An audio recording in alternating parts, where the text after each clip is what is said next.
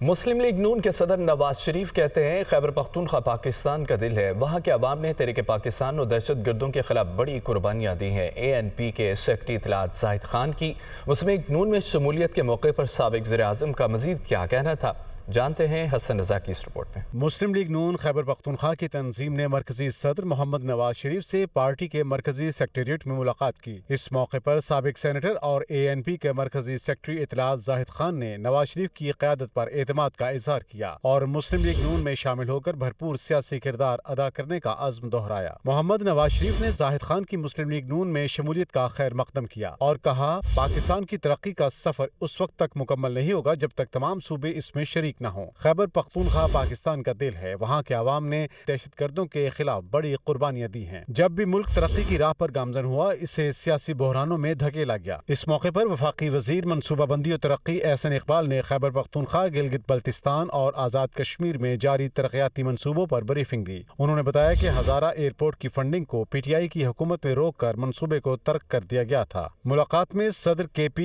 امیر مقام secretary general Javed Murtaza Abbasi, captain Safdar اور انوشا رحمان بھی موجود تھے۔